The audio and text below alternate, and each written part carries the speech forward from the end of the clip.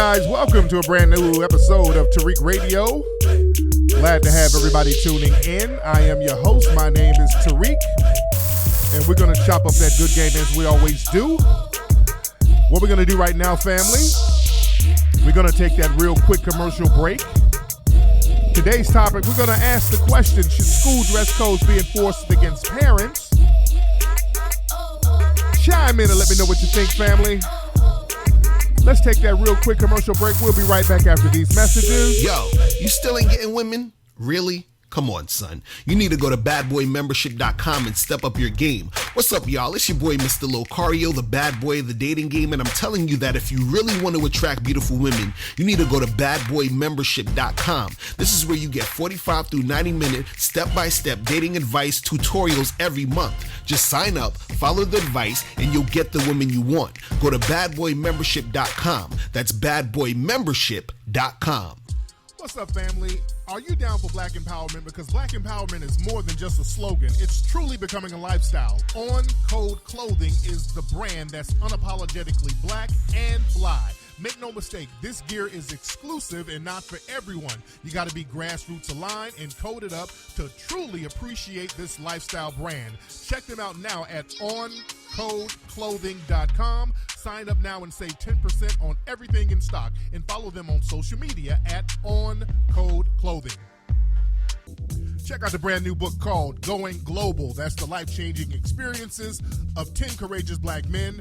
That's a book that follows 10 American black men and captures their reasons, experiences, and knowledge from living abroad in Abu Dhabi and Dubai. Going Global is the passionate and personal experience of each author's journey that gives insight to the awakening that occurs when black Americans decide to take the leap and break free from American society's constraints. So check out the book right now, The Life-Changing Experiences of 10 Courageous Black Men, on Amazon and other bookstores.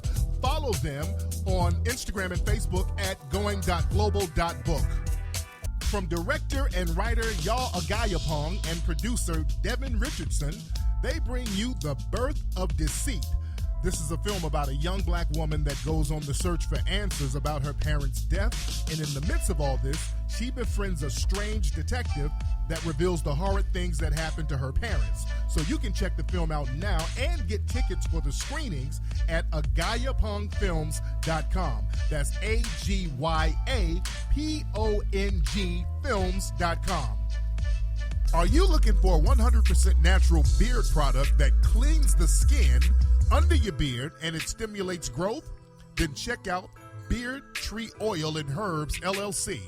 They promote healthy beards over everything. They offer a full line of products including beard and face wash, balm oil, mist, and detox. So treat yourself to the Beard Tree 3 package, which includes the wash, balm, oil for just $25. For best results, check out the Beard Tree 5 that includes all 5 products for just $50. So check this out, all at beardtreeoilandherbs.com. That's beardtreeoilandherbs.com, or follow them on Facebook and Instagram at Beard Tree Oils and Herbs. Yo, cupcake season is right around the corner, family, and you need to get your fragrance game all up in order. So you need to check out ashkickin.com. That's a black-owned business that sells all natural health and beauty products, and it also has fragrance products. You can get beauty products such as body butter, hair moisturizer, face moisturizer, unique incense burners, incense sticks, scented candles, and so much more. So again, you need to check out ashkickin, that's KICKIN.com. The year is 2079. The futuristic nation of New Albion has been created to maintain a new racial apartheid system. There is a planned genocide that is going to target the nation's black population. A small group of black revolutionaries band together to launch guerrilla warfare attacks against their oppressors. Do they fail, or do they succeed? Find out the answer by reading the book Avoid the Machines, the new novel by author Scotty Vasco. Avoid the Machines, now available on Amazon and BarnesandNoble.com. You are now tuning into the legendary Tariq Nasheed. I gave a little blood on that bridge in Selma. On Tariq Radio. I said, whoever threw that paper, your mom's a hoe. What's going on, family? We're back. Welcome back to Tariq Radio. We're live, making it do what it do. Shout out to everybody who's just now catching a live. A lot of people haven't heard the live show. A lot of people catch the playbacks, and they're like, damn, I wish I could have heard the live. Well, now you're listening to the live. I'm live right now broadcasting from Los Angeles. Hey, let me say this. Thank everybody. I want to thank everybody for supporting the Kickstarter for the new movie we're doing, Buck Breaking. We have 40 hours left. We're almost at the goal. We're not quite there yet, and we only have 40 hours left for the Kickstarter campaign. So that's a little over a day. We got a day and a half so that everybody can get involved. So we're very close to that finish line, family. We still have not met the goal, but we have 40 hours left. So everybody, go to Kickstarter.com and type in Buck Breaking and support and get involved. Call to action with the film Buck Breaking, a movie that we're doing that will expose the white supremacy within the white LGBT community and how they have used that against black society, how they have used propaganda against black society, how they have used gentrification. We're going to expose a lot of things that has never been exposed before by the white LGBT community, because many black people are afraid to challenge them, because a lot of times we're told that the real racists are the Republicans and everybody else is liberal and on our side, and they're marginalized too. So we're supposed to have some kind of camaraderie with them.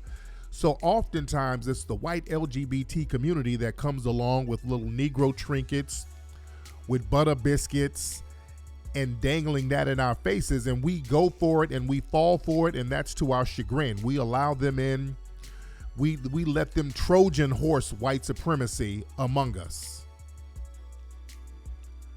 They come in acting like the nice liberal adoptive parents, and we see that they do all types of vile things to black children.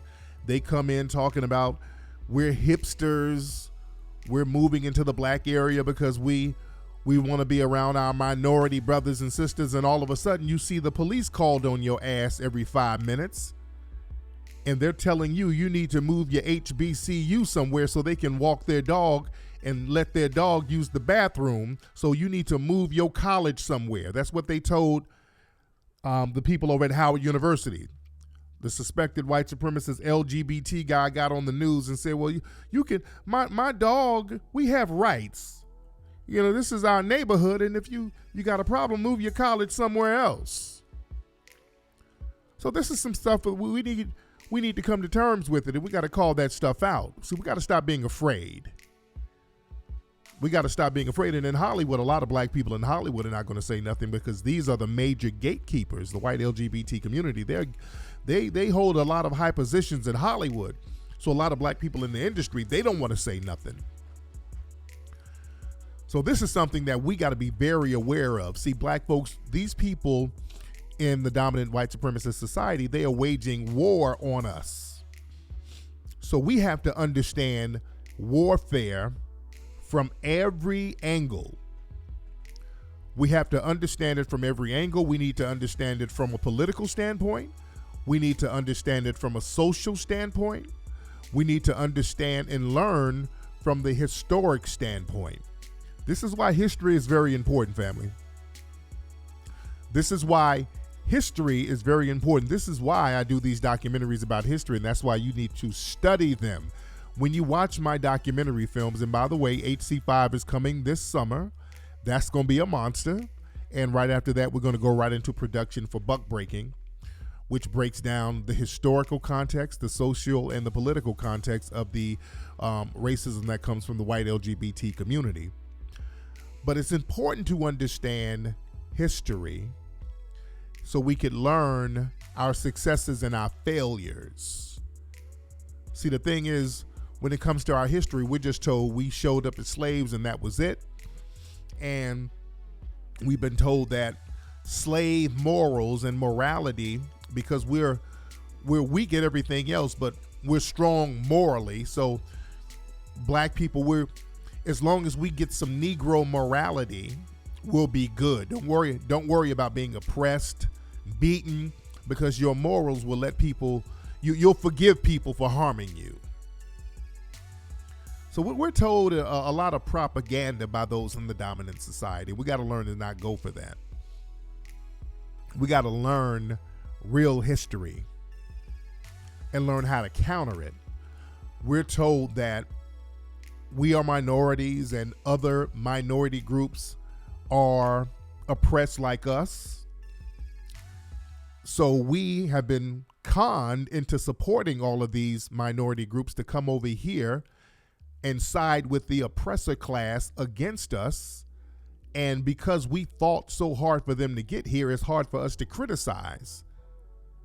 And that's the trick bag that we've been put in for a long time, but we're not put in that no more. We see the game for what it is.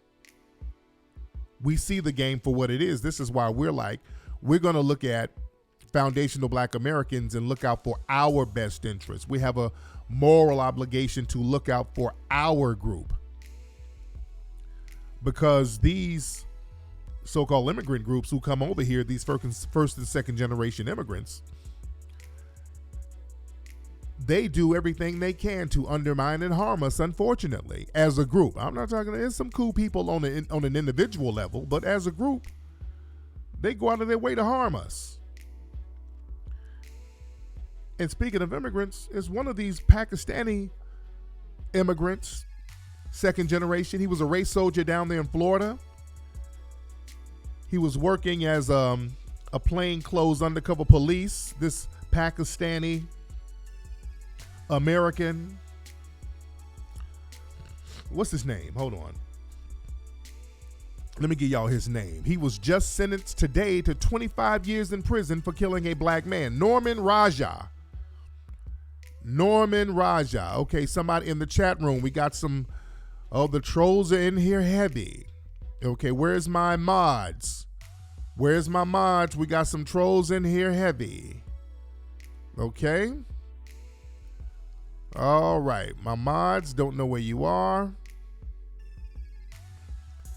Hold on, where are my mods? Because we got some trolls in the chat room. There we go. Got it. My people are on it. Yeah, when we start to talk about some real stuff, all of a sudden the trolls pop up. All right? When we start talking about real stuff, the trolls pop up. But like I was saying, Officer, quote unquote, Norman Raja, this Pakistani second-gen immigrant, race soldier, he killed this innocent black man a couple of years ago down in Florida. And he got sentenced to 25 years in prison. Now this is a rare thing. Now, why did he get sentenced? And let me tell you why he got sentenced. Number one, and this is the last time a cop got sentenced in Florida, I think, for killing somebody, from what I understand, was in 1989. There was a cop, a Hispanic cop killed a black man, and there was like a lot of rioting going on out there in Florida.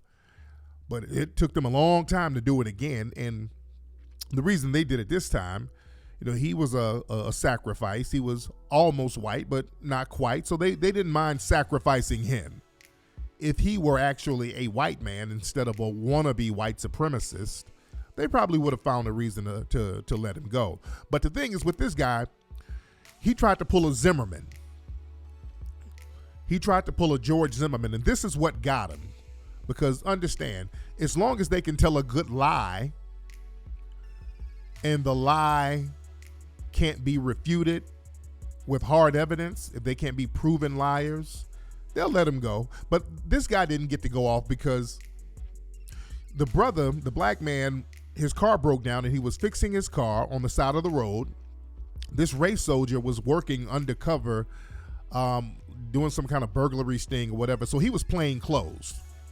So he drove up the street the wrong way, never identified himself as a cop, and basically said, hey, he yelled some expletives at the brother and told him to put your hands up, and the brother was like, what? Then he started busting on the brother. fired like 6 shots, I think, total, and killed him.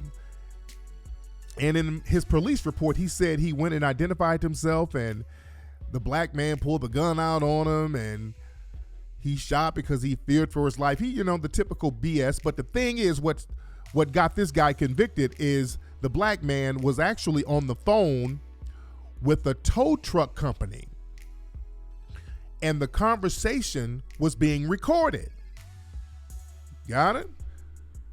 So there's a recording of what the conversation was, what the exchange was, and it proved that the police officer, quote unquote, it proved that the race soldier lied. So that's the thing that got him. They didn't know, the police, the unions and all that, they set their lie up. They had got their lie together, but they didn't realize that the conversation was recorded. That's the thing that got him. You dig?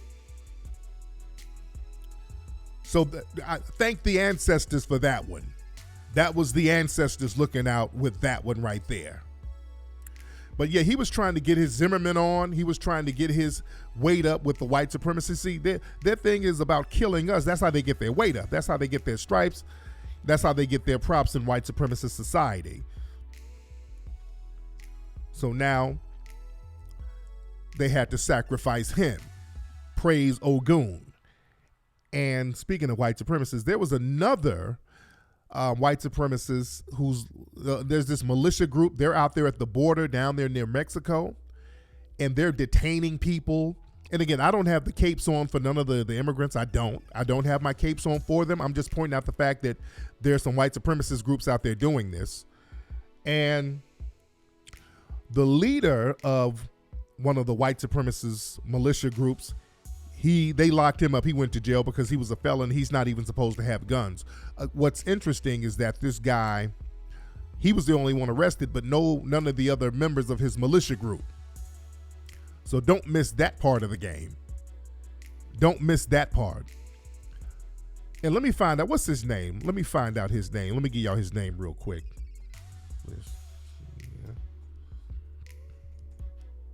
And let me find out his name real quickly. His name is, so y'all can have it for the record, Larry Mitchell Hopkins. So he's the white supremacist leader of the group, Larry Mitchell Hopkins. And I don't know the name of the actual group. And this guy, he has a history of being racist as hell, this guy right here. So they arrested him. And come to find out, after he got arrested, he got his ass whooped in jail. This dude got his ass toe up in jail after he got arrested down there in New Mexico. So, hold on. We got to take a little time out for that one right there. We got to do a little shout out to Larry Mitchell Hopkins. Come on. Everybody put your hands together. Come on. Yoo-hoo. It's a celebration. Come on, Ogun. Let's give it up to Ogun. We're going to do the Ogun shuffle. Yoo-hoo. Come on, Ogun. We need celebration. Pull out some libations. Come on, put some mayonnaise on the remix. Come on. Pull out some mayonnaise. Celebrate good times. Come on. All right. Let's celebrate. There you go. All right, just had to give a little shout out to Ogun on that one. There it is. You dig? But that's the energy we gotta have out here, man. We can't be out here playing with these damn white supremacists and race soldiers. We can't be playing with them. Damn. Speaking of people in the dominant society, did y'all hear about Coachella? They just had the big Coachella concert, and it's just a big festival, huge concert festival with a bunch of white people there. A lot of white people there. The New York Post reported that there was a major herpes and STD outbreak out there at Coachella. After Coachella, there were thousands of herpes and STD cases reported, like epidemic proportions. Man, what were they doing out there at Coachella? Dude. I mean, they're talking about like 11,000 reports of STDs after Coachella. My God. Listen, haven't I told you guys about the real face of diseases out here? Y'all Google what I'm saying. I'm not even this. It sounds exaggerated. I almost didn't believe it. I'm like, damn. But then it's in reputable news sources. Listen to me, family. I've been warning y'all about the propaganda, how they try to put all these diseases on us. The dominant white media, they love trying to make black folks the face of AIDS and always talking about all the black women got herpes and all that. The diseases are over there with them. Do y'all understand that? I keep telling y'all, that's what we're doing with buck breaking. We're talking about the real face of AIDS. We're breaking that down in the buck breaking movie. They deliberately made black people the face of AIDS. There's a lot of white people out here with AIDS and HIV that they're not telling you about. There are whole towns of people out here with AIDS and HIV. That's why a lot of them are dying off. And now with this Coachella thing, all these diseases and stuff, man, herpes. Dude, that's all that drug use. That comes from all that opioid and all that stuff. It comes with that. Just loose sex and they spreading the junk around. But y'all want to get a zaddy, and y'all trying to get that Becky. That's what you're getting. You dig? That hepatitis C, all that stuff, man. Dude, it's unfathomable. Black folks, because of the propaganda, we think that people in the dominant society, they're more sexually ideal because you don't never hear anything negative about them as far as diseases and stuff. They are loaded with diseases over there in the damn dominant society, folks. I'm telling you, man, there are disease. I was talking about this the other day, a few weeks ago, how there's one town, I think it was in Indiana. Shit, half the county has HIV. All white town. Half the damn county had like HIV, and you don't hear about it in the mainstream media. You do not hear about it in the mainstream media, so it is what it is as far as that. My condolences go out to John Singleton. My man, he's in a coma right now. John Singleton, he had a stroke, and they were trying to say that they were minimizing it not too long ago. They were saying that it was a mild stroke, but obviously it's more serious than they're saying. And our brother is in a coma right now, and I know some of his family, and I hope everything is going to be all right. I really hope everything is going to be all right, man. He's a relatively young brother. I think he was only 51, and a very talented brother, man. So I hope he pulls through. I hate to see a lot of good people from especially the Los Angeles community go out like that. But much condolences, and let's put some prayers and energy on our brother so that he can be fine and his family as well. And I need to reach out to the family and see what's going on. But I digress, family. But speaking of sex, I saw a video. Somebody sent me a video. This white woman, she was doing some kind of sex education. It was kind of interesting.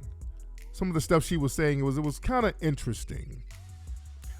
It was a white lady talking about certain stereotypes and all that stuff. And I don't know if this was a high school. I don't know where this was. But this real liberal white woman, she kind of had a vibe of trying to play both sides of the coin.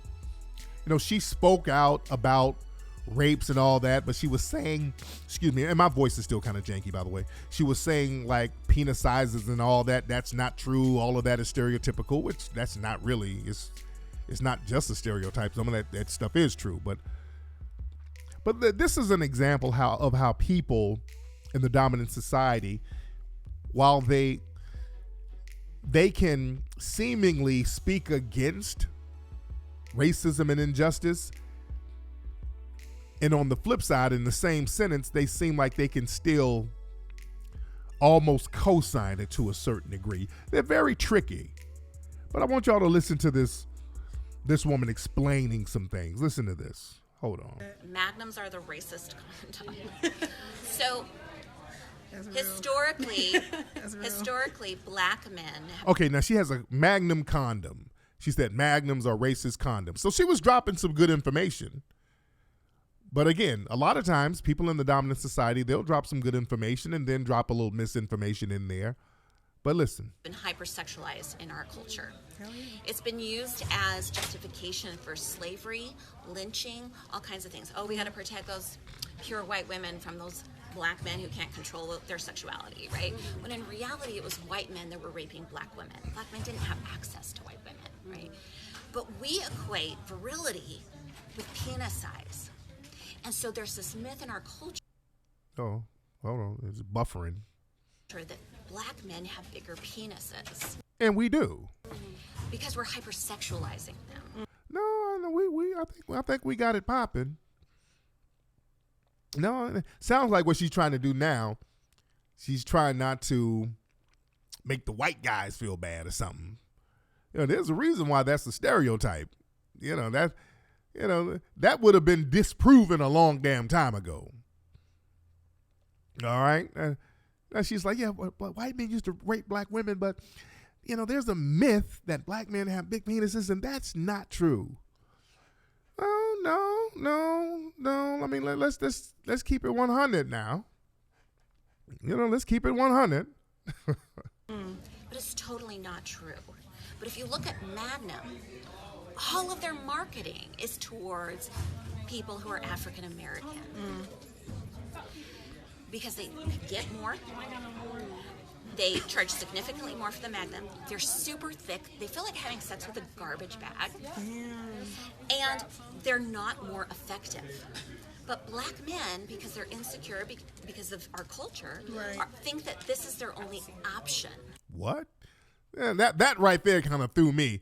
Because black men are so insecure, they think that this is their only option. No. Okay, you lost me on that one right there. No, we're not insecure. Insecure about what? We're not insecure about anything. Yeah, then she lost me on that one right there. You see what I'm saying? They'll come in and they'll speak a little bit, and then they'll flip it. Like what we insecure about? We're just under the threat of white supremacy, but we're not really insecure about that. As far as sex, black men, we're the most confident people ever when it comes to sex. So I would insecure about what? White men, the white supremacist male and the wannabe white supremacist Asian men, they're the ones insecure. That's why they had to create a whole damn system of white supremacy to harm people. That's insecurity. The hell we insecure about? But see, they'll play both sides of the fence here. No, we're not insecure. See, watch these liberals who come in and talk a little bit against racism, you dig? And then start talking that BS. And I think she's at a high school. This is interesting. Hold on. Garbage bag. And they're not more effective. But black men, because they're insecure because of our culture, think that this is their only option. Right. When it's just racist bullshit. Damn. Asian men. Hold on, let me touch on that for a minute. Understand this, and remember what Dr. Welsing taught us. She taught us that the white supremacists look at the black male sexual organ as a weapon because our weapon can genetically annihilate them. So they created the gun as an equalizer to the black male genitalia. This is what Dr. Welsing taught us. The gun is a symbolic penis. Understand the Magnum condom. Magnum is the name of a gun. All right, and they do market it towards black men. They market that. That's something that they do market towards black men, and that's a white company who owns that. Magnum. That's a white company. Let's be very clear. They named it Magnum. A Magnum is a gun. Think about that. All right. So they're marketing condoms to black men and calling the condom Magnum. So that shows you their insecurities. See, this is why we got to understand Dr. Welsing's teachings and really, really understand. That's their insecurities. You dig? Hold on, wait. Somebody's saying let's be Somebody said that hold on, because sometimes people give misinformation. Did John Singleton pass away? Hold on. Somebody saying that in the chat room. Let me look it up real quickly. Excuse me. Let me look it up real quickly, guys. Sometimes people be saying stuff, and sometimes y'all say stuff that's true. Hold on. Yeah, y'all bear with me because a lot of information come in. He did not pass away. Let me see. He's still in the coma. Okay, they didn't say nothing about him passing away. Okay, let me see. Okay, nothing about him passing away. Let me double check. Okay. You don't think he did? He didn't? You just checked he didn't? Okay. All right, now let me go up here and see who said that. Hold on. Who said that in the chat room? Hold on. Sir Isaac Niggins Newts. Okay, so some piece of garbage in the chat room trying to get some attention. Sir Isaac Niggins Snoots. This is the person. Ban him from the room. Okay? Yeah, we're going to block him. All right? Giving deliberate misinformation. All right. I can't ban. My mods, ban him. Scroll up and ban this person for spreading misinformation. All right. So let's get back. All right. Yeah, Sir Isaac, Niggins Snoots. Ban him. Get him up out of here. It's probably somebody from the Mayonnaise Militia. He's back from Coachella. He got booty bumps, and he's in here trolling. He's at the clinic on his phone trolling. So get him out of the room. Yes, that's a suspected white supremacist in here trolling. Just by the screen name, I can tell. So his anal warts are acting up on him after going to the Coachella concert and going backstage with Justin Bieber. So get him out the room so he can apply his ointment and vote for Cory Booker. All right. So what I was talking about, again, let me play the rest of this clip of this woman talking about condoms and penis size. Option. Right. When it's just racist bullshit. Oh, damn. That's Asian real. men are stereotyped as having small penises. Yeah. Also not true. I've heard a lot of women that have been with Asian dudes, and they say that's true. I don't know what this woman is talking about. I don't know what she's talking about. This started at the time of the Vietnam War. One of the justifications that we used for invading Vietnam was that their men were too effeminate, that they needed our manly culture to man them up, right? And so we equate masculinity with penis size. So Asians are stereotyped as having small penises, which is absolutely not true. Okay, that's okay. Y'all remember seeing the movie The Hangover, and that dude was naked? The Asian guy was naked in the movie The Hangover, and this dude, his joint was just non-existent in the movie. I mean, that's some of these stereotypes are true. This woman, I don't know where this woman is coming from. That's crazy. Penis size does not follow race. That's crazy. They got who are these mammies in the back? That's crazy. They sound like Diamond and Silk. That's right. That's crazy. Who the hell is that in the back? Oh, that's another thing. When white people come around, black folks, you don't have to believe everything they say. That's crazy. Lord Jesus, is you serious? You don't have to believe everything white people tell you. Black people, listen to me. When these people come around you, these suspected white supremacists come around you, even if they tell a little bit of the truth, there's going to be a lie around the corner. So, just be ready. Don't be up there. Ooh, that right? That crazy. For reals? You telling, you shut your mouth. Hush, Lord. Stop. Because she's telling some half-truths. I mean, look. Sexual organs and all that has to do with race. A lot of it has to do with race because it's a part of your body, and body, the growth of the body and body sizes and certain body features has to do with the environment you come from, rather. The shape of your eyes, the shape of your nose, the shape of your lips, these things, many of them have environmental origins. So naturally, other organs, such as sensitive organs like the penis and even the ass, those have environmental origins. And they've shown that people who are closer to the equator, organs like the penis would grow outwardly, and I think it became bigger as a way to stay away from the body so it could be cool.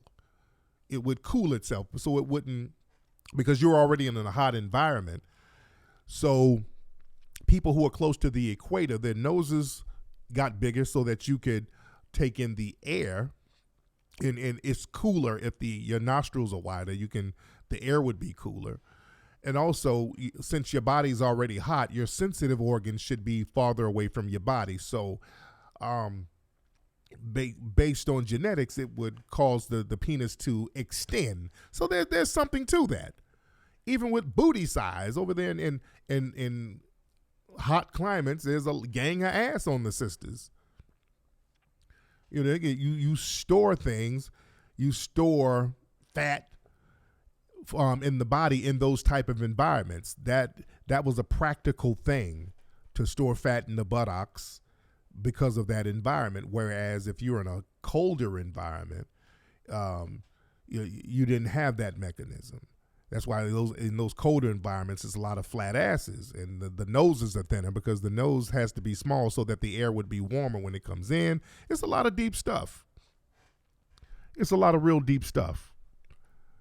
But for her to just dismiss it all, just straight outright dismiss it, sounds like she's trying to play both sides of the coin. She's playing both sides of the coin here. You dig? So penis size and ass sizes, all of that has to do with your cultural environment. It really does. It really has a lot to do with it. And y'all know how I feel, especially with sisters with flat asses. That's why I don't trust them. Because a big ass, and we're attracted to it because genetically, a big old nice fat ass is a sign of fertility. It's a sign of youth and fertility. So that's why we're so attracted to that. And when you see a nice big old fat ass, there's niggas trying to put some seeds up in there. It's the first thing you think about.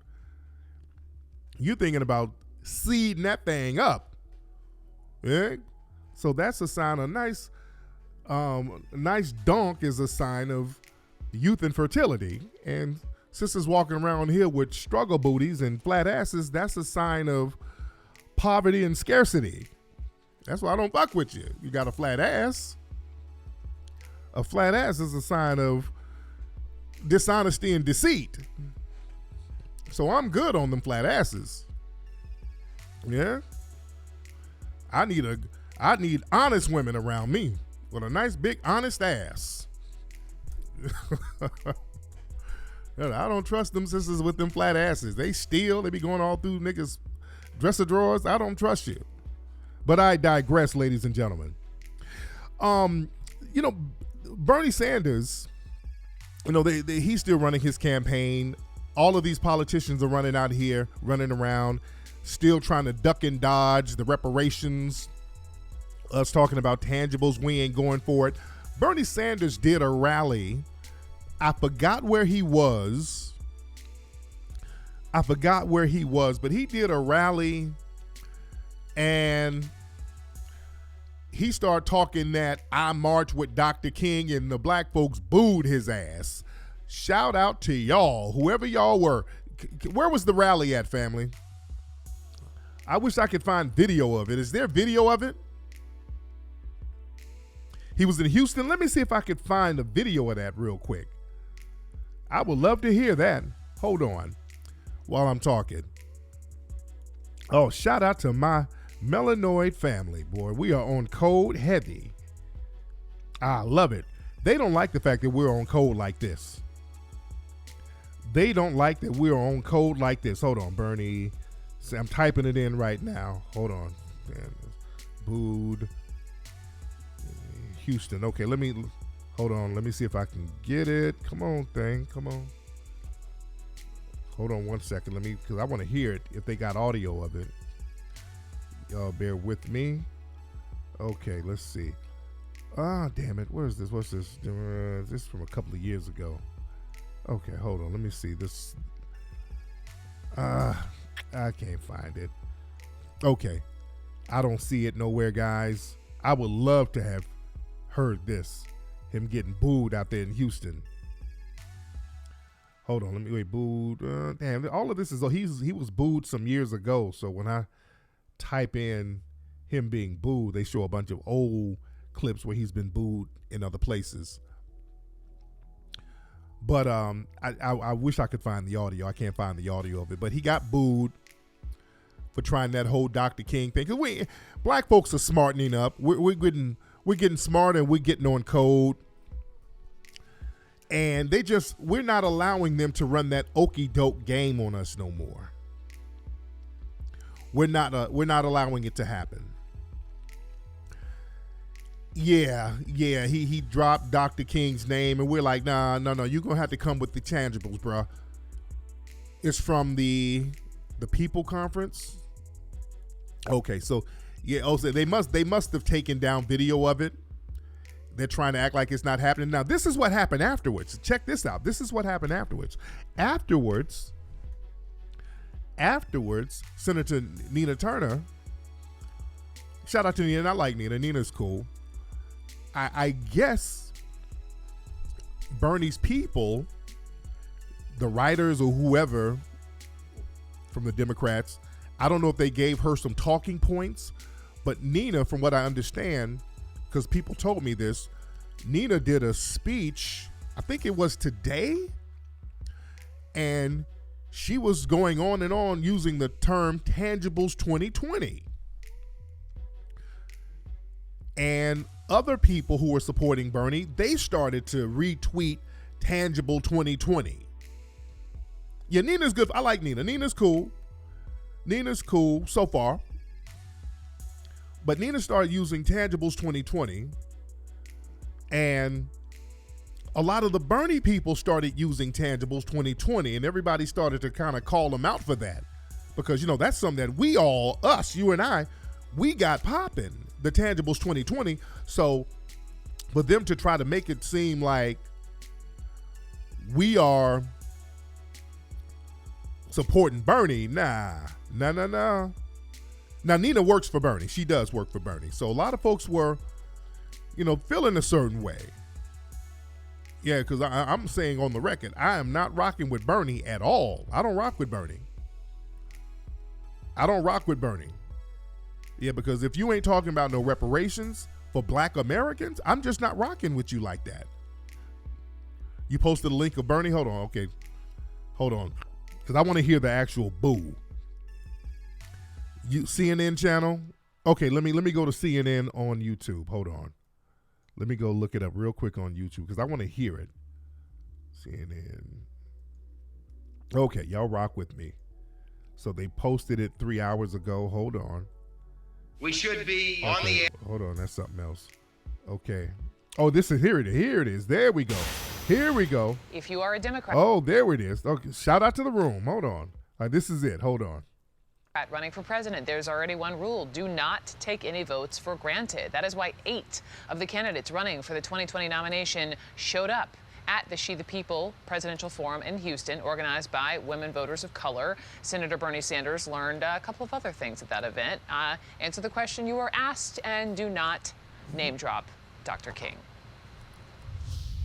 What do you believe is the federal government's role to fight against the rise of white nationalism and white terrorist acts? And how do you plan to lead on that in your first year as president? Okay. Thank you.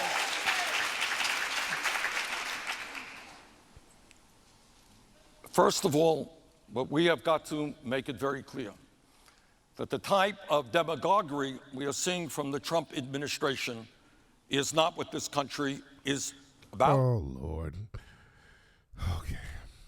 Okay, here they go with the Trump is the real racist. Here they go with that. Okay.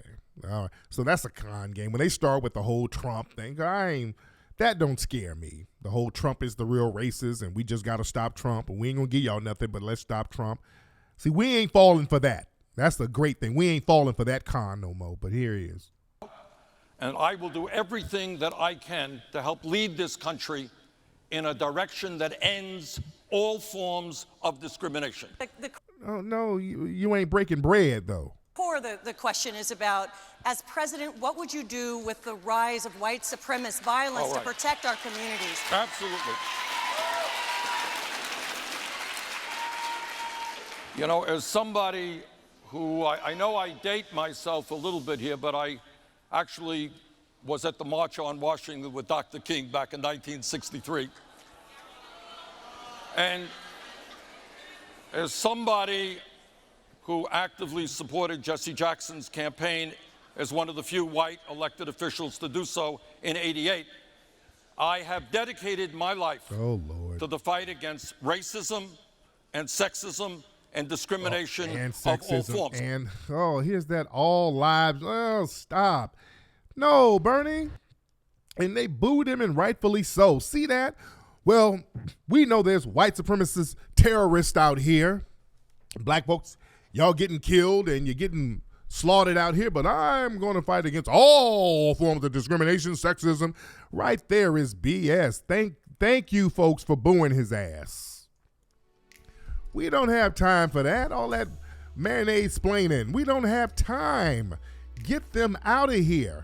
Let them fall and crumble. Boo. Good, they booed him.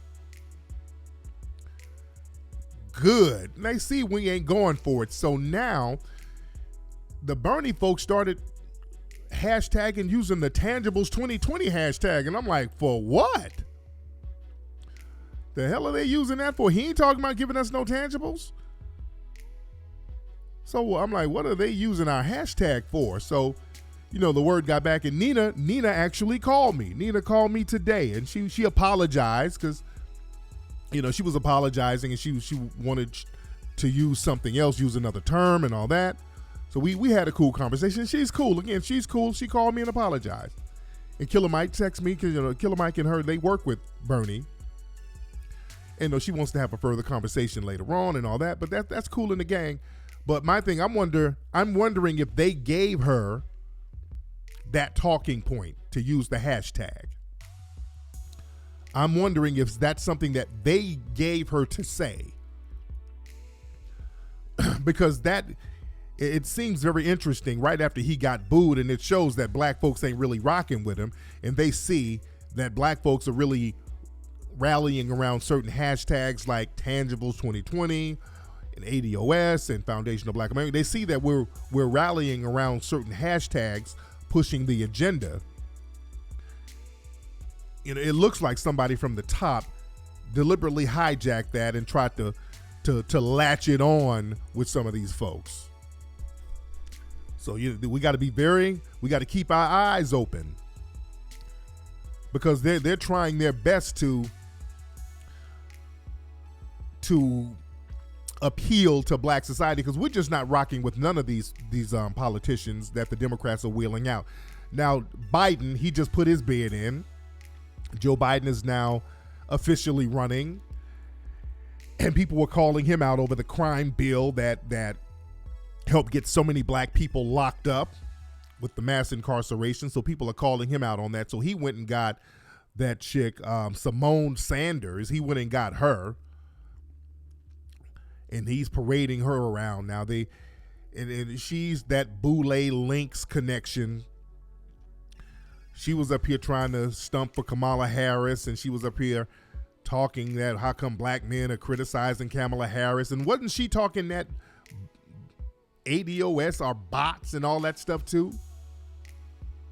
So you got to watch these Negro minions of the Boulay Links.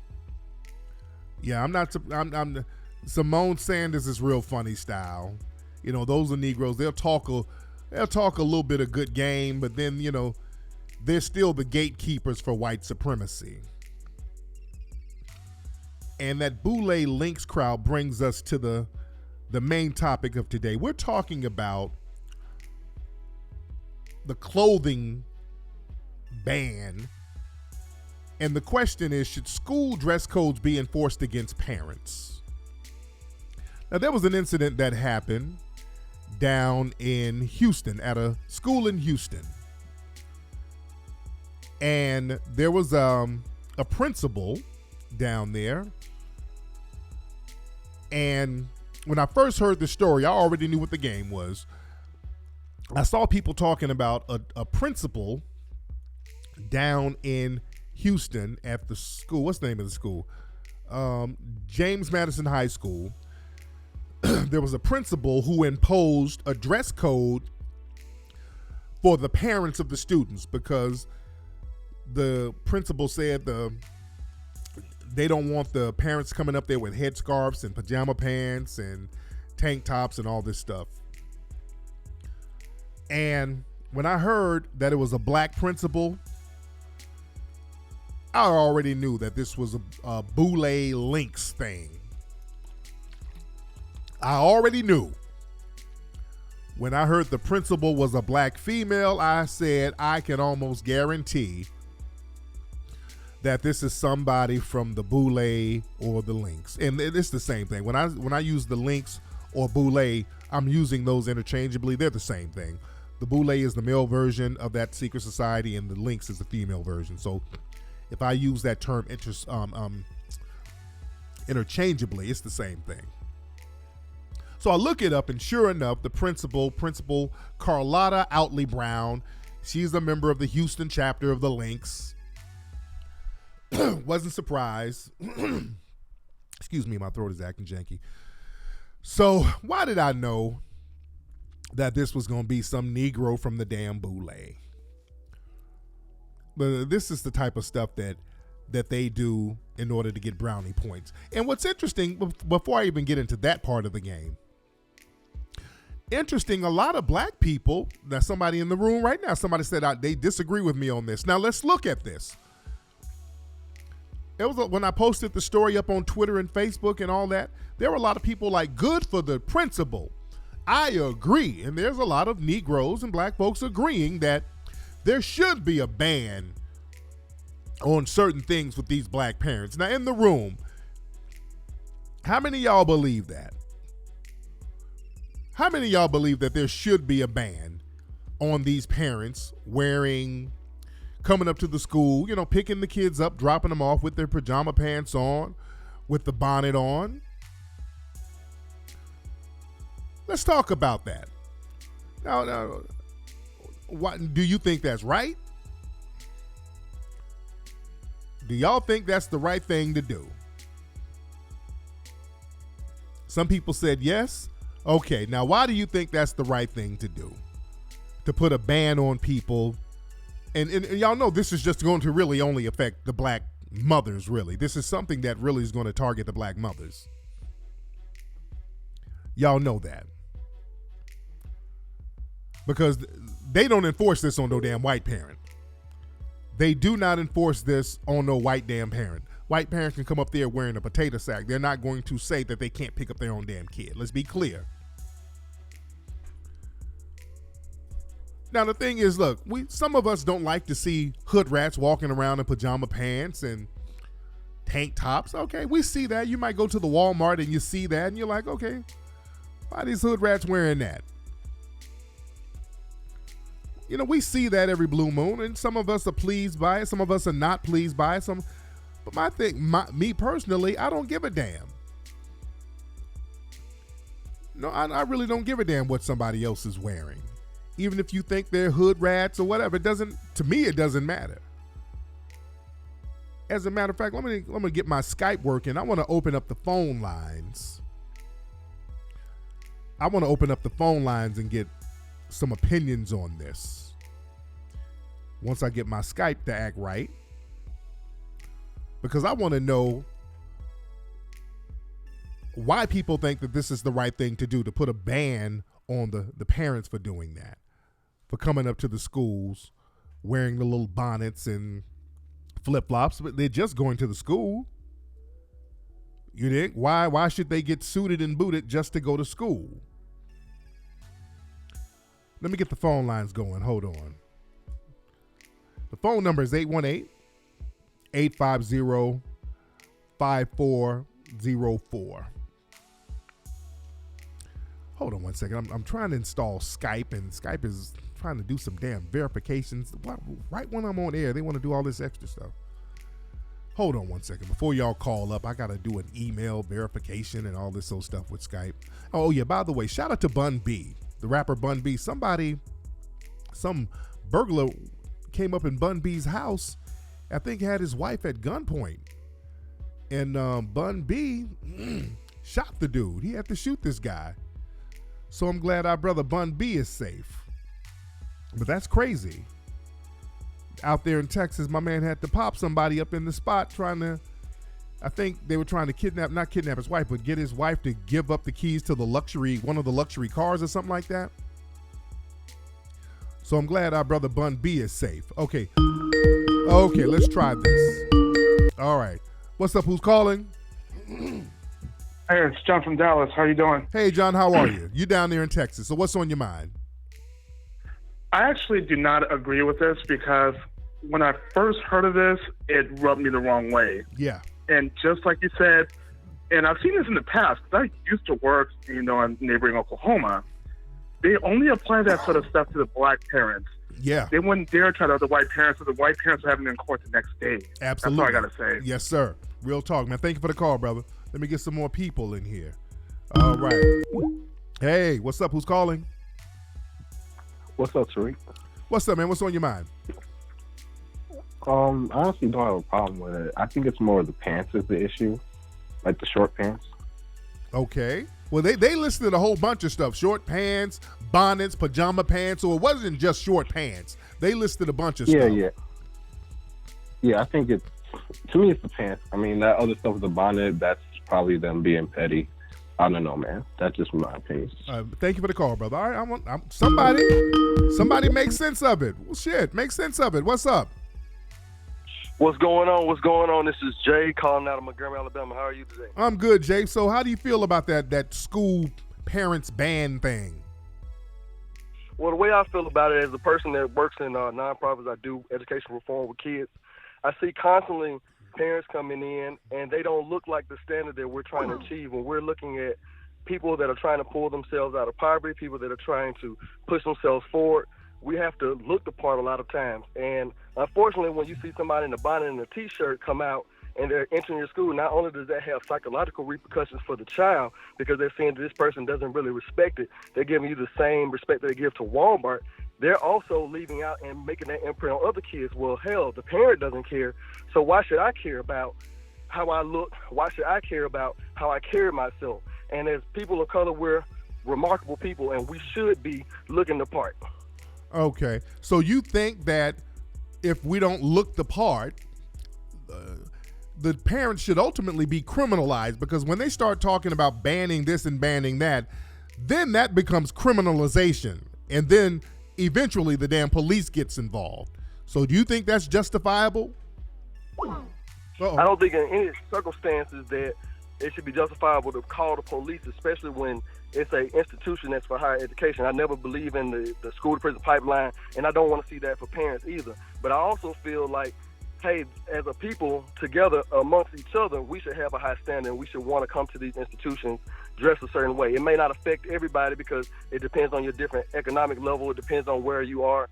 But I feel like, as you come into a higher education or learning place or school, any place like that, there should be a way that you carry yourself. There should be attention to detail. I get that, but should you be banned? I mean, because shoulda, coulda, woulda. I mean, you should do a lot of stuff, but what if you just don't want to? Why should you be punished because you don't want to put on a damn suit and come pick up your kids? Sometimes you got other stuff to do. You don't want to do all that.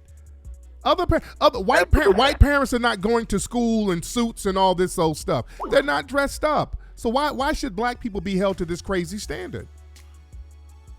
Well, I'll say this.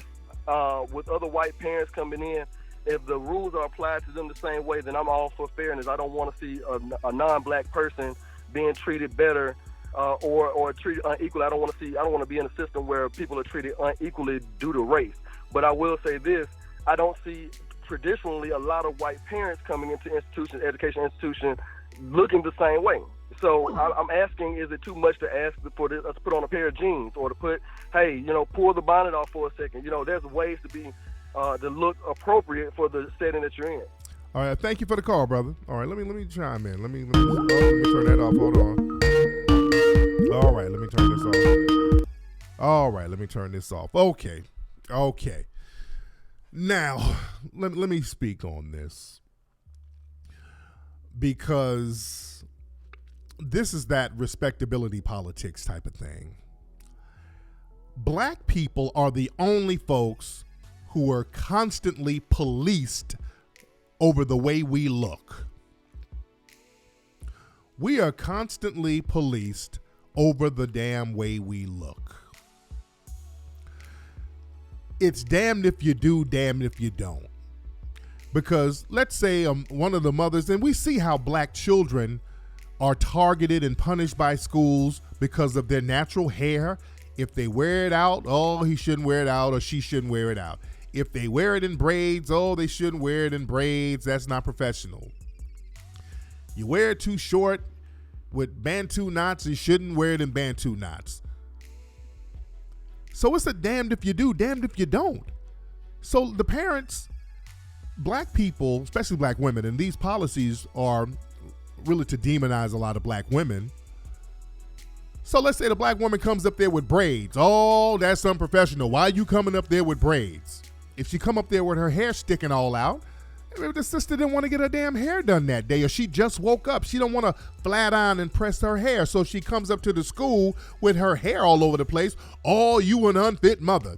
So if you wear the bonnet, oh, you got a damn bonnet on. It's a damned if you do, damned if you don't. Leave the sisters alone. You can have your opinion, but when you start putting these bans and stuff, I can't co-sign that, because it's just damned if you do, damned if you don't. You dig? These BS standards that has nothing to do with the damn curriculum at the school. A woman wearing her hair in a damn bonnet or coming to school in some pajama pants, let me tell y'all something. That's been happening for decades. Everybody mama would come to the school in a robe and some rollers and embarrass you. We like, oh, damn, I want my mama coming in. That's been happening for decades. That ain't nothing new. You didn't criminalize it. Nobody wanted their parent to come up to the school to embarrass them wearing whatever they got on. They're not coming to school suited and booted to come up to your school. There's always this crazy-ass standard that's applied to black folks. If you just dress better, if you just do this, white supremacy will stop. I can't co-sign that. Yeah, the brother, y'all remember the wrestling thing where the dude had dreads and they cut the dude's hair? They had to humiliate him. So it's damned if you do, damned if you don't. We're the only people who get policed based on our looks, and then they'll find something cultural about what we wear and then police that. That's never done to those in the dominant white society. When the brother said, I don't see white parents do that, that's BS. Them white parents come to school smelling funny, wearing whatever. They don't rip jeans, t-shirt. They don't care. They're not suited and booted going up to these schools. It's a double standard. It's just a way to police black people. It's a way to police black folks, and then they get a Negro to do it. That don't make it any better. That doesn't make it any better. They get somebody from the damn boule to do it, and this woman, the principal, and that whole boule crowd, they're the gatekeepers of white supremacy. That's their way of showing her white benefactors and the people at the Board of Education, the school board, that she's going to do what she needs to do to get those little Negro kids in line. They love seeing that. They love seeing other black folks who will act as slave masters for them, or not slave masters, but overseers. See, in slavery, the overseers, they were the ones who would often inflict the whoopings. Many times the overseers were black. They would have black overseers. But they loved to see a black person, kind of smack the kids around, get them in line, curse the parents out, get those parents in line, because that justifies practicing white supremacy. That's boule. I knew that was boule from top to bottom. And number one, who are they, the boule, to say who's dressed appropriate or not? Because the principal, she has dozens of pictures of her at these little boule events with her little tacky, over-the-top ass outfits. Let me tell you something. If your kid is in school and your parent came dressed in those big Negro boule hats, that would embarrass the kids too. That over-the-top ass, those gratuitous ass outfits, that's embarrassing too. Them suit jackets with flowers and shit all on it. Let me tell y'all something. That boule crowd, they get together with each other. Those women at the links and the boule, they get together and they have disdain for other black women. I've said this many times. They just have a general disdain for other black women who's not in those black secret societies. They sit around there mocking them, bragging about how they're not like them. That's their thing. Those were the people, these are the same folks who had a brown paper bag test in order to get a part of being their organizations. Remember? These people literally had brown paper bag tests to get in their organizations. They pride themselves on being next to white supremacy.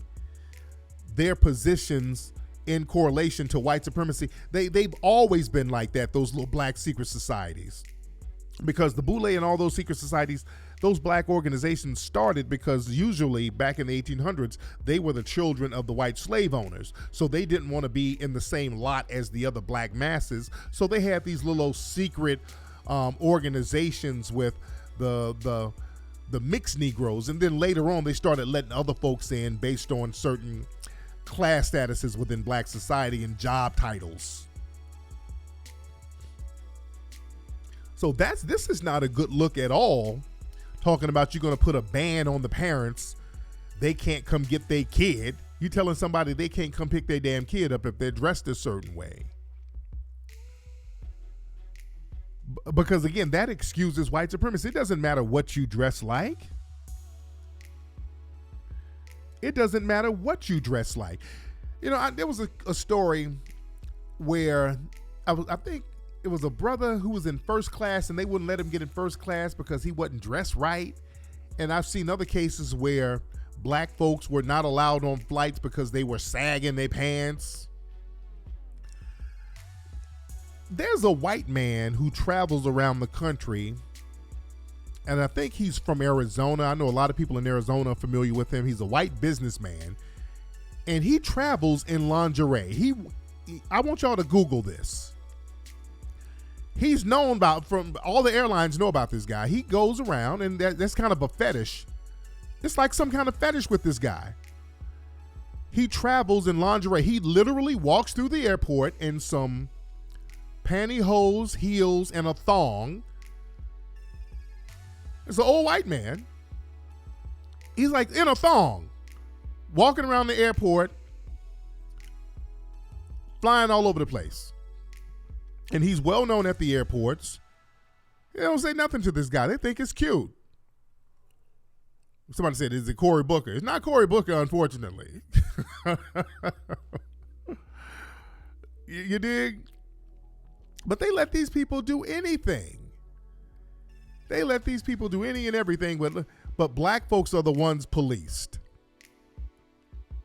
I don't co-sign this at all. Look, do I like to see hood rats and all that? No, whatever. But I'm not going to have any kind of policy or co-sign a policy to criminalize them, because that's what this ultimately leads to. We're already in a situation where we're being racially targeted. The last thing we need is other types of criminalization based on our attire. They already have sagging pants bans, and it's always these dumb Negroes. Good, that should be a ban. Oh, y'all need to pull your damn pants up. It's always y'all driving Miss Daisy Negroes talking that. You Negroes are failures who talk that, who co-sign harming black folks based on what they're wearing, because that shows your cowardice, because you don't want to go after white supremacy. A lot of Negroes who co-sign that, it's easier to go after another black person because of what they're wearing, because you ain't gonna go after the real enemy, which is white supremacy. A Negro going to pick up their kid in a three-piece suit don't mean nothing. After you pick your kid up in a three-piece suit, then what you gonna do about white supremacy? We better get off that we just need to dress better garbage. That respectability politics, we got to get off that. It don't matter what you have on. Black folks, remember, got lynched in suits. Again, somebody in the chat room hit it. That's that pound cake talk. That's the same thing Bill Cosby was talking that. Bill Cosby was saying the same thing. Pull your pants up. He pulled his pants up. He did all that stuff, and look where he is now. All these boule cats. Look at Skip Gates. He's part of that boule, that pull your pants up, let's wear a suit and put your clothes on and respectability. And look what they did to Skip Gates in his own house. Handcuffed him at his own house, trying to get in his own house, handcuffing him and embarrassing him. Look at Roland. They done banned him from CNN. They clowning him. See, these Negroes, they pride themselves on dressing up and showing off their clothes and hats to other Negroes at their little luncheons and balls and debutante meetings. It's a game of pretend. These Negroes want to play pretend and then invoke their game of pretend onto other black folks. All these Negroes are doing is dressing up in the prison. You're having a prison fashion show. That's all that is. You're having a prison fashion show when we need to be trying to break down the prison and getting a system of justice in place. These Negroes are zip coon dandies. Let me tell y'all boule folks something. Y'all boule links people. With all that dressing up y'all do and y'all getting all your little clothes and your little big old hats and going to your little events at the Hilton Ballroom and the Holiday Inn and putting on your little tuxedos. Let me tell y'all something. All these white people that you try to impress when you do that, they talk greasy about you behind your back. All these white people that you work with and work for, they talk greasy about you behind your back. They talk about you like a damn dog.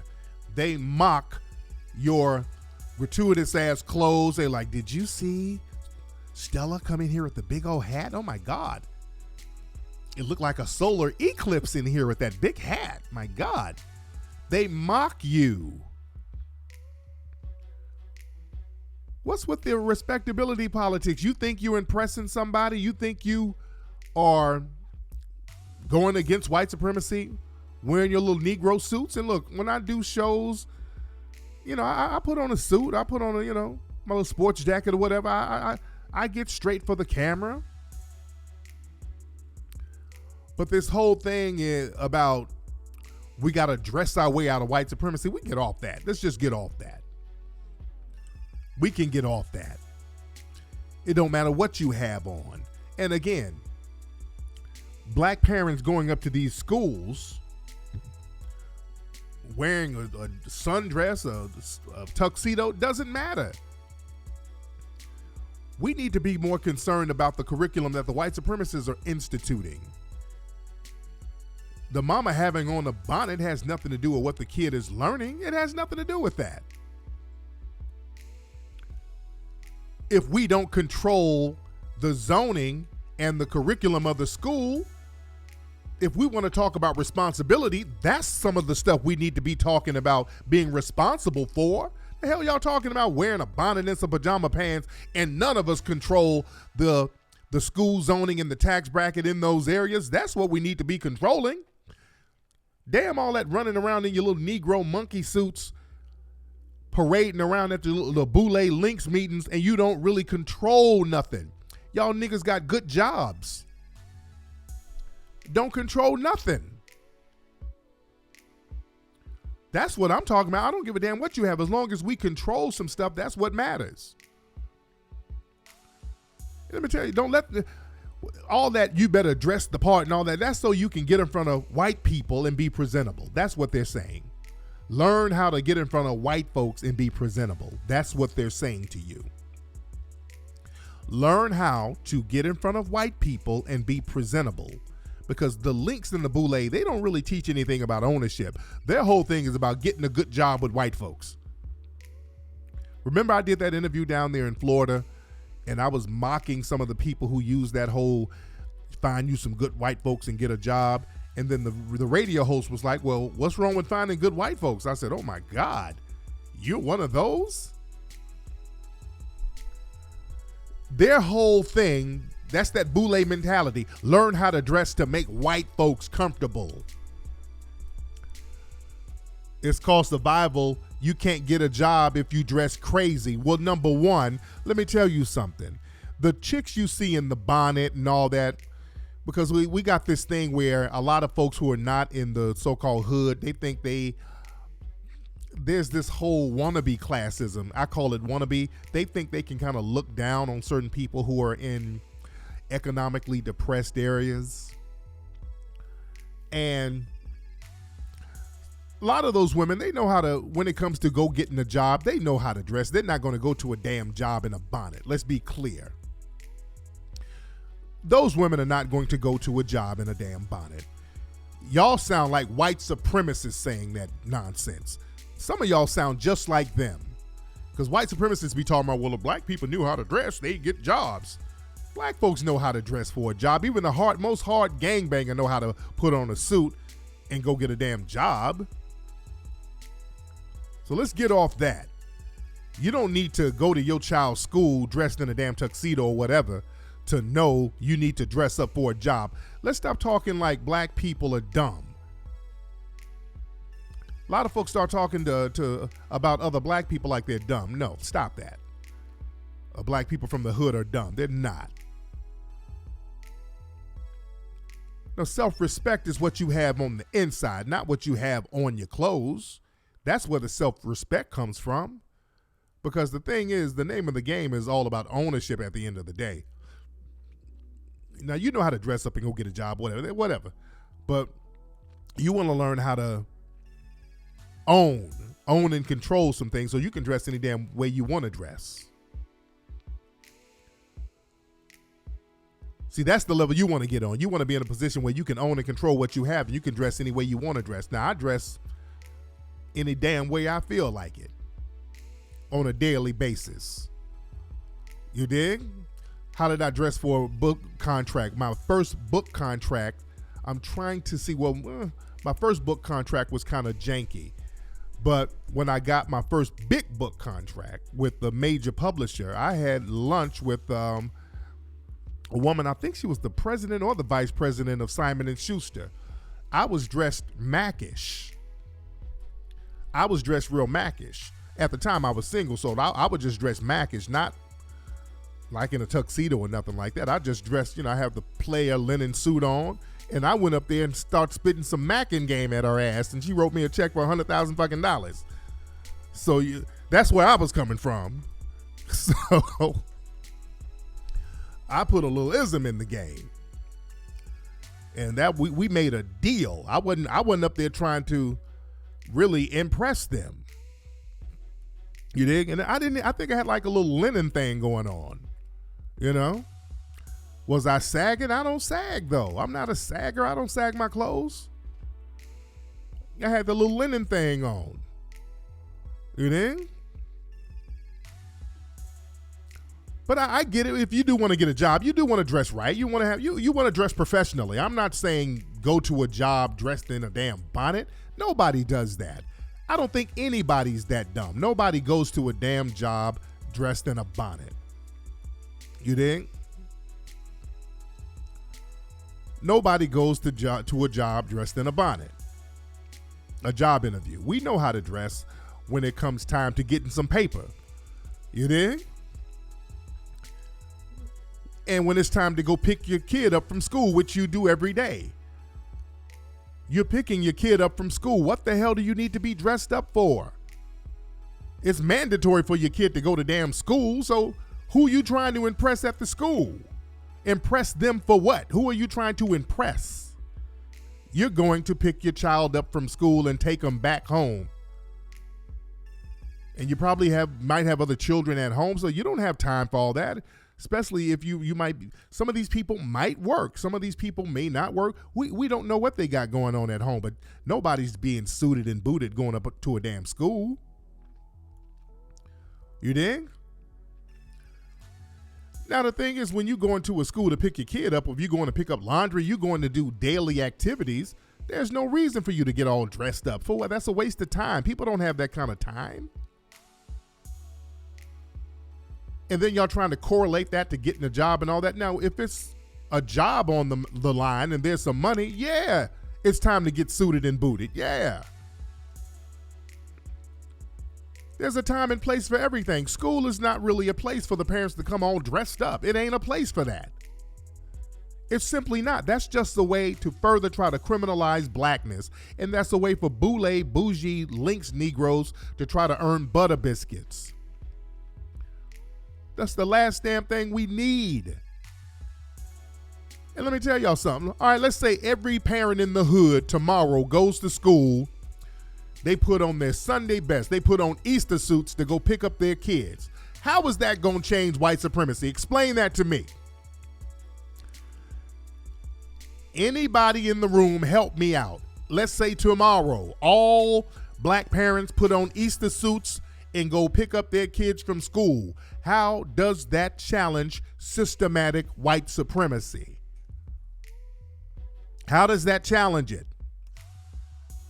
Since it matters, let's just answer that one question. How does that challenge systematic white supremacy?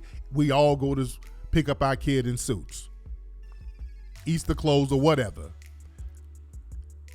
And nobody has an answer because it doesn't. It doesn't. That's just a way to talk around and deflect from challenging white supremacy. Negroes are scared. Negroes are damn scared. It's easier to just point at the hood rat. Oh, look, that hood rat. Oh, she need to do better. It'll make yourself feel better. Look, she need to dress like me. That makes yourself, that's egoism. That's egoism. We got to understand as black people, no matter what we do, we're already targeted. We don't need to do more to target ourselves. Even if you leave, you say, look, I ain't going to take my kids to school. I'm going to homeschool them. They got something now where they're trying to criminalize black parents for homeschooling their children.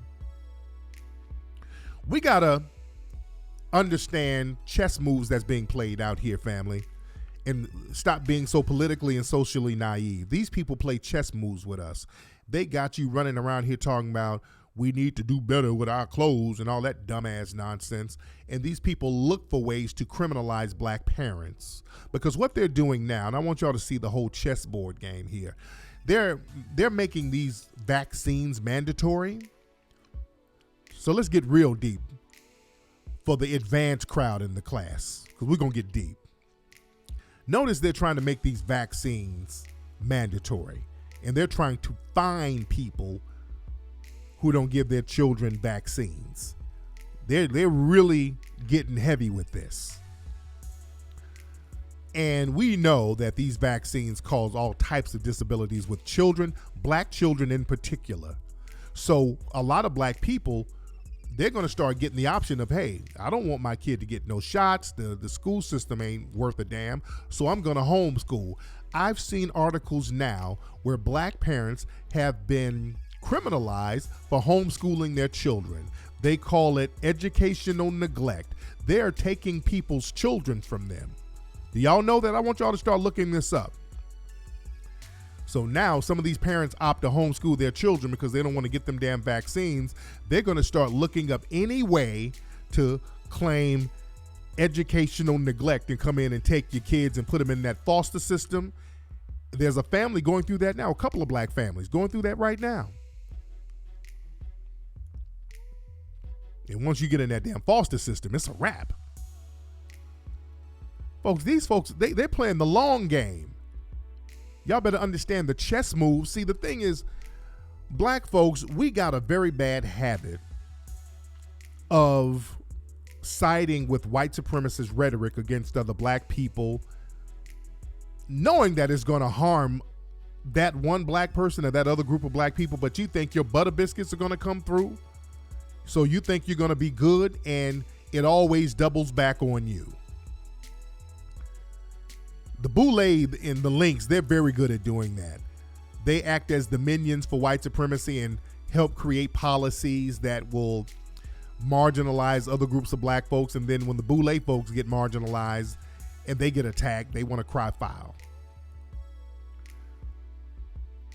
That's the tactic that they've been running on us for a long time, family. And that's off code.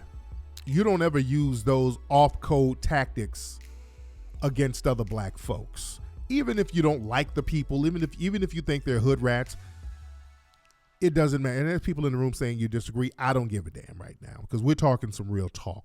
Let's look at this thing from a historical standpoint. Let's look at history. And this is why history is important, because we have to look at where we won and we have to look at how we lost. Now, where did black people start losing in the lexicon of history? When were black folks on top, and when did white supremacy rise? We have to study the black Moors in Spain. We have to look at what was right and what was done wrong. At the height of the Moorish power, which was in the Middle Ages, and in the Middle Ages, that was the bottom of the barrel for European culture. European culture was at an all-time low. They were up there in Europe, basically dying off. They were living in filth.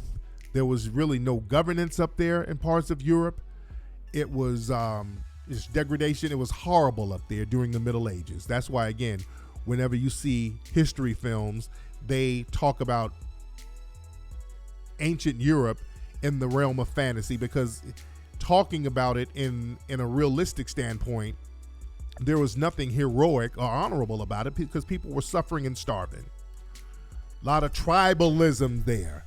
There was no real central governance there. It was just roaming tribes, the Goths and the Visigoths and the Vandals and all these roaming tribes running around. So the Moors came in unified and they took over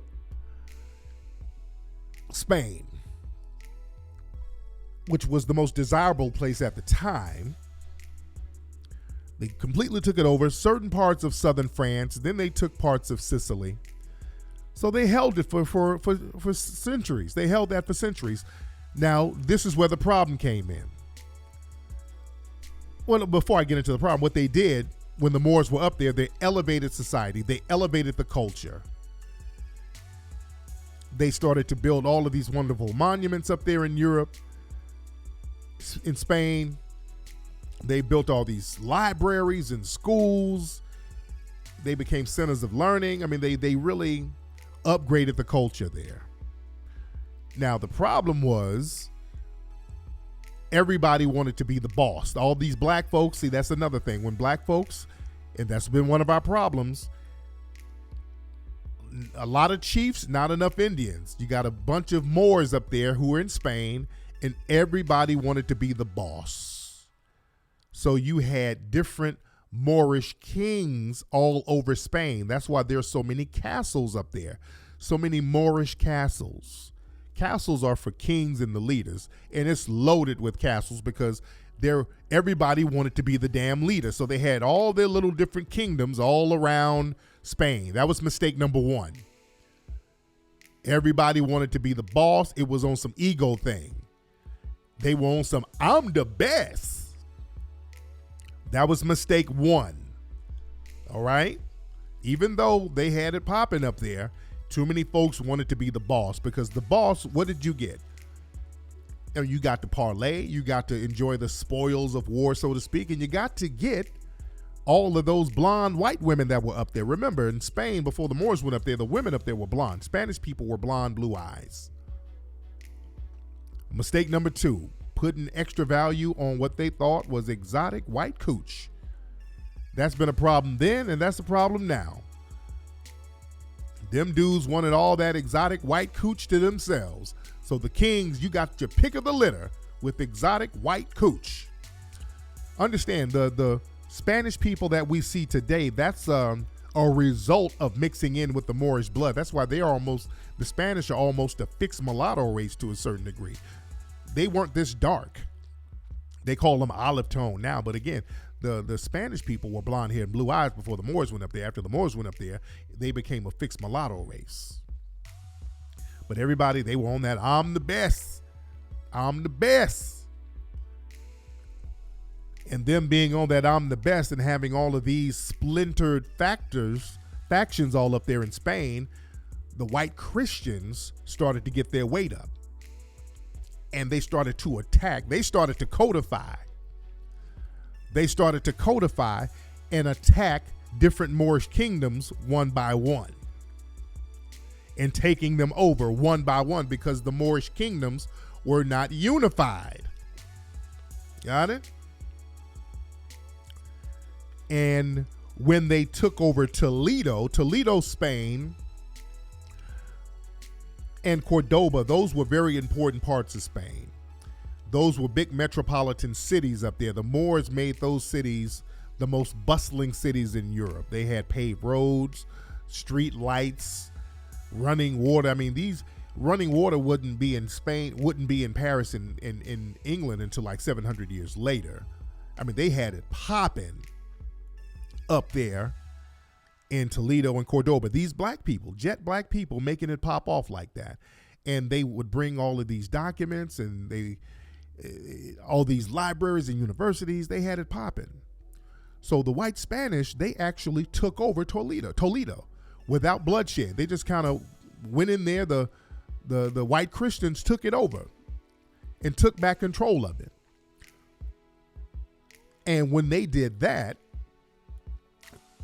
that gave confidence to other white Christians to get their weight up. See, now that put a battery in everybody else's back. See, one victory influences other victories. You see, this is why we got to get some victories on the table. See, we got to understand history. We got to understand this is why they promote history so much, because they like to show their perceived victories and then get inspired to create more victories. See, we have to look at that. They only tell us we were just slaves. But no, these were black folks up here who got caught slipping. So in Toledo, the white Christians took it over, but they allowed the Moors to still stay there. And they just couldn't rule, but they were still staying there. And what they would do, they allowed the Moors to stay there to help translate all of those documents, all those Arabic and Greek documents. They would help translate all that stuff for them. So that's why when the Christians took over Toledo, they would have all of these white scholars come from all over Europe to come to Toledo. That's where they got a lot of the knowledge that they used in universities in other parts of Europe. People like Daniel of Morley, who came down from England, he got those documents from Toledo and took them up to Oxford University, and that the Moorish documents became the foundation of the curriculum for Oxford University. And you had other people like Michael Scott, who came down from Scotland, and they brag about how this guy was a very learned mathematician during the Middle Ages, but he went to Toledo and studied there. The whites from all over Europe were allowed to go down to Toledo and study now. And all they were doing was studying all of those Moorish documents. And again, at the time, the Moors in all of these little split up kingdoms, they still didn't codify. This was a time for them to codify. They didn't smell danger. They should have saw the danger coming, but what? They like, I'm the best. I's got my castle. I got my white women. What about black on black crime? So the Moors were up there fighting each other. See, we doing the same thing now. This is why I'm putting this thing in a historical context. You see what I'm saying? While the white people up there in Spain, they're getting all of your game. They're getting all your knowledge and using it to build themselves up. And we ain't thinking nothing of it. They weren't thinking nothing of it. So when the Moors were out there in Spain and all these Europeans coming down there to Toledo, getting all those Moorish documents and taking them all over Europe, the black folks in Spain weren't even thinking nothing of it. They're like, okay, all lives matter. So they're taking your knowledge and planting the seed to use that knowledge against them. And they do that now. So when people come around here on some culture vulture stuff, we sit up and let it happen, and then they turn around and use it against us. We sit up and let people be culture vultures. And we co-sign it.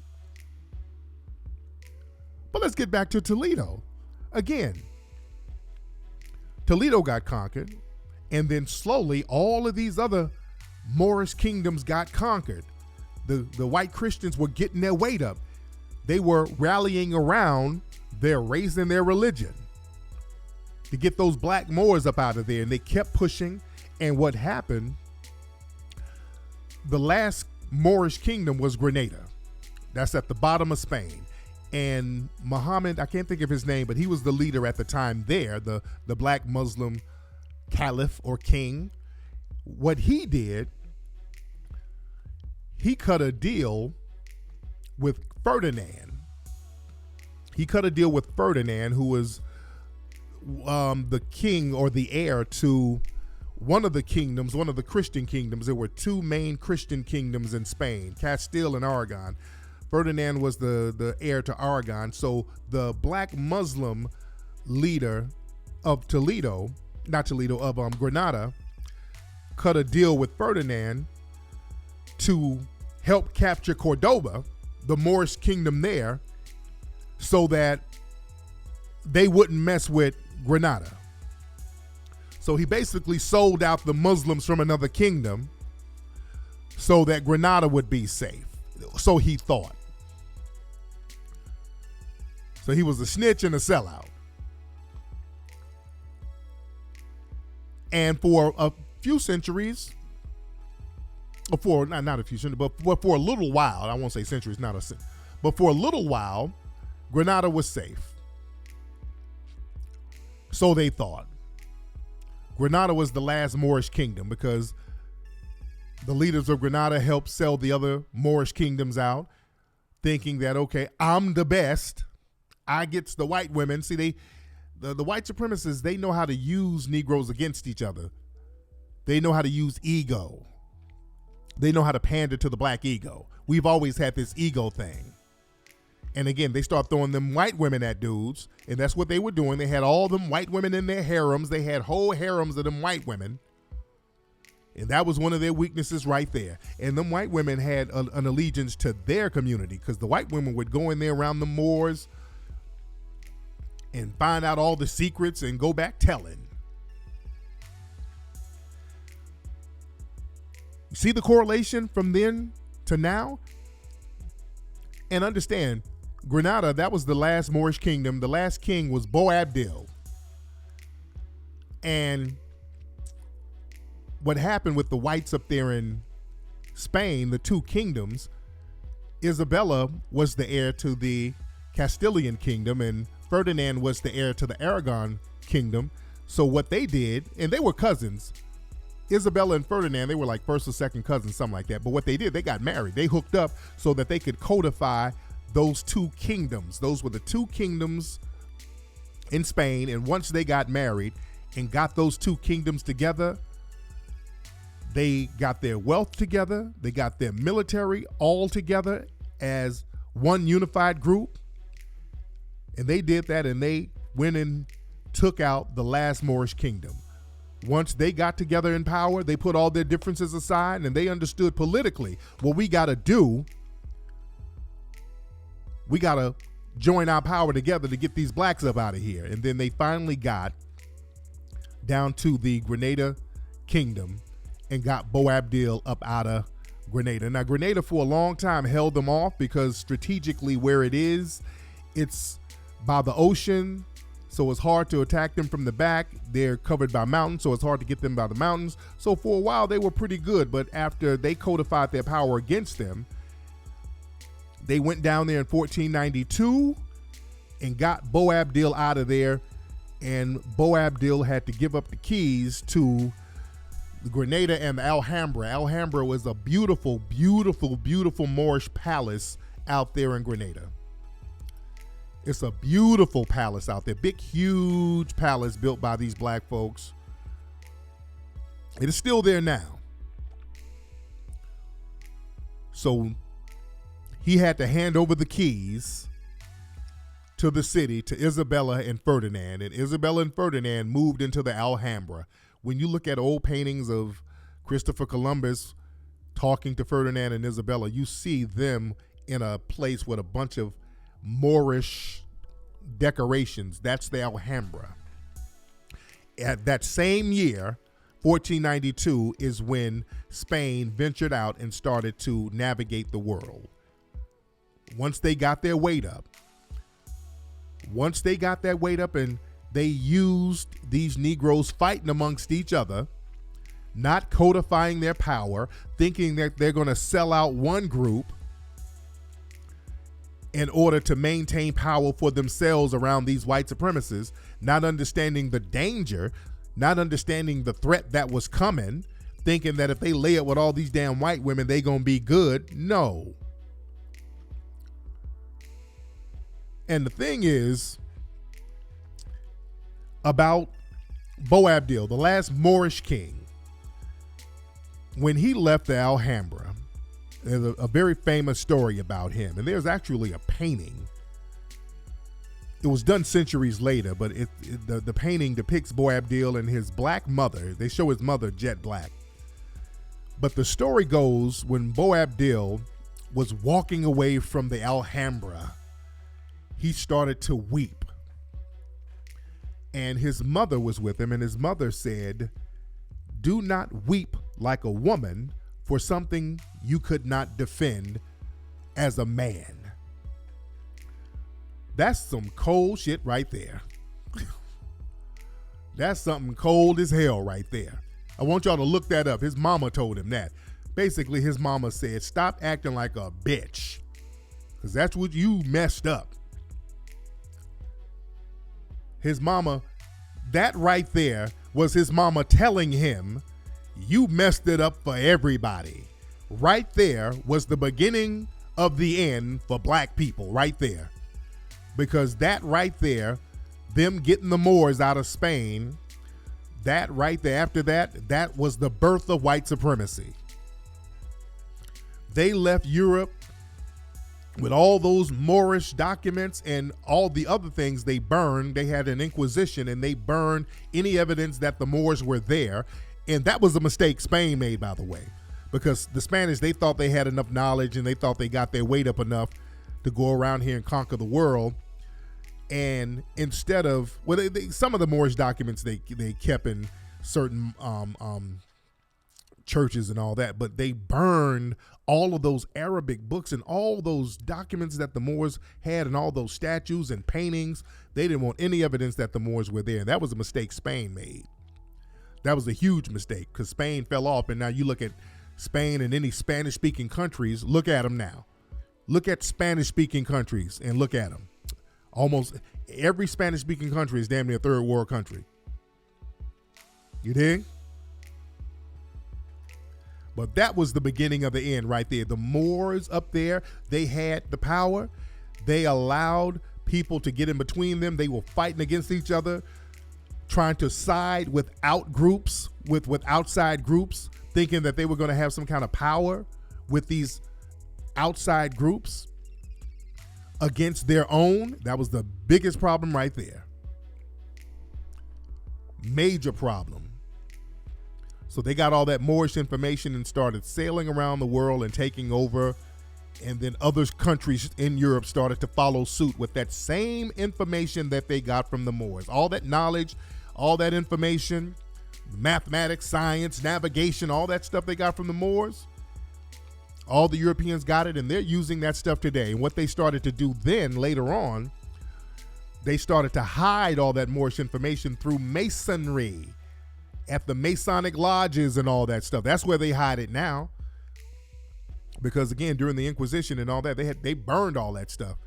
So you couldn't openly practice any of that Moorish stuff. So they started to practice it in private, and that's what masonry is, Masonic stuff, all that Moorish stuff with masonry that they still practice now. They still study our stuff in secret, though. They do it in secret. They do it in secret, so they don't want you to know that you're the source of all this stuff. They don't want you to know that you are the source of all of this stuff. They got to keep that in secret. You've always been the source of all of it. You don't know that. They're telling you to, if you dress better, you'll be better. See? That's a con game they run. See, that's why I don't play that con game. If we do certain things that we gonna be better. No, all we have to do is understand the power that we have and get codified and get on the same page against the damn white supremacists. We'll be all right. We can't keep making the same mistakes. And see, when the Moors were making that mistake, they started pushing them back into Africa. Then all the infighting in Africa happened. Then all those African nations started infighting with each other. And the Moors were fighting with this group, and everybody was selling each other out. You were telling the Portuguese when they came down there with the slave ships, well, I'll work with you if you don't enslave me. I'll help you capture them Negroes. So with that infighting thing, helping other groups demonize the other black group, that has always worked against us. You dig? And other people, they've been doing that against us, foundational black Americans, for a long time. This is why I'm glad foundational black Americans are setting the tone, saying, okay, we are a powerful group. We are a large group. And what we're going to do, we're going to build up our strength as a group. And by default, everybody else who ain't on that team, they're going to fall off. And that's what we're seeing now. Now that we're talking about foundational black Americans looking at our power, notice all of these Negro minion groups and all of these sellout groups and all of these immigrant groups who are known for undermining us. Notice they're having a tissy fit. They don't know what to do right now. And the only reason they're upset is because the butter biscuit game is coming to an end. Because now we're going to utilize power in a way that's going to challenge systematic white supremacy, and we're going to go toe-to-toe with them as far as knowledge, as far as sociology. We're going to do this thing the right way, and we're going to make demands that we're going to stick to, and we're going to stay on code. We're not going to do the kumbaya thing for people who's not on the same team. Notice when we start talking like that, people start assuming that we fighting with somebody. We ain't fighting with nobody. That's why I don't get into these arguments about, man, y'all xenophobic too. No, I don't get into those arguments. We're on code heavy, and we're looking out for the group, our group. We're not trying to get individual nigga trinkets, which is what a lot of these other people do. They come over here and sell us all out for individual nigga trinkets so they can get butter biscuits and white women, and they sell us out and don't look out for the whole group. We're looking out for the group. And that's what being on code is. And because we're on code with that, we're looking out for our group. Other people are feeling funny about that, and let them feel funny. Let them feel a certain way about that. And again, we've always said this, the people who are going to feel funny about it are the people who are the gatekeepers, which are the boule and some of these anti-black immigrants. They're going to feel a certain way about it. Let them feel a certain way about it. That's why we don't let these people come in here talking about, well, y'all need to dress better and all that. That's a con game. That's a chess move that they're doing to codify their position with the white supremacists as being a gatekeeper. Y'all better know chess and not fall for that. That's a chess move. They're not doing that. You think these boule people are sitting up here talking about dress better because they give a damn about you? Do y'all know how much they don't give a damn about you? Think about Roland Martin. Do you think Roland Martin gives a damn about the black masses? His big jolly gelatin ass only cares about the next luncheon and the next job he's gonna get. He don't give a damn about you. These dudes get around white folks and all of a sudden they shining up their tap shoes. These boule folks don't give a damn about y'all. or the black masses. Come on, let's be real. They know that kind of talk, that demonization of black society, that's something that gets them in the good graces of white supremacy. So we got to understand who we are from a historical sense, a sociological sense, and a political sense, and utilize the power that we have. We have always been powerful people. The thing is, we just let petty nonsense get in the way, and we think it's petty, but that petty thing, other people use that against us, and they get big gains from our petty nonsense. So we don't side with other groups against our folks. That's a major code that we got to get on. For example, I wouldn't side with anybody against Roland and those, and I don't like Roland Martin and those guys, but I wouldn't side with no white people against them. That's one thing I won't do. Even my enemies, I do not side with my enemies against folks. I don't side with white people against my enemies. I say it that way. I don't side with white people against any black person. That's what you do not do. That's because they don't do it with you. They do not do it with you. That's why whenever the race soldiers are shooting your kids for any reason, notice that most of the dominant white society, they don't punish them. That's them being on code. They don't punish them at all. They do not punish them whatsoever. They might speak like, well, oh man, we need to do something about crime and sexism. They'll say some garbage like that, but they're just giving a wink and a nod to white supremacy. You dig? But it's called staying on code. The name of the game is to stay on code, and we got to stay on code heavy and not let these white supremacists parade their Negro minions around us, especially from the boule. That's what they're doing now. All these politicians, they got their Negro minions that they're rolling out with them, trying to talk at us and try to shame us into voting for them. And y'all working for Trump if y'all don't vote for my guy. If you don't vote for Joe Biden, you working for Trump. Y'all worse than the white man doing that. That's that shaming thing that boule crowd is known for. The Root, they put out articles, black men are the white supremacists of black society. That's that shaming thing that the boule and the Root and all those people are known for. Y'all don't fall for that. We got to stay on code, family. Anyway, y'all, that's been today's episode. Remember, today, we only have 40, but probably I think like 30-something hours left for the Kickstarter campaign for the new movie Buck Breaking. Everybody click the link in the profile right here for the Buck Breaking movie to get involved. We're at 68K right now. Got to get to 75K. So, well, we need 6K more. We need about 6K. We can get that. We can get that in 39 hours. We got 39 hours to go. So everybody go to the Buck Breaking page. 39 hours to go, family. So everybody get involved with that. We're almost at the goal. Not quite, but we're almost there. And again, if y'all want to get those fly t-shirts, go to TariqElite.com. And speaking of history, go to HiddenColorsFilm.com. Ladies and gentlemen, and I am out of here. I will holler at you guys Sunday. But go to Kickstarter.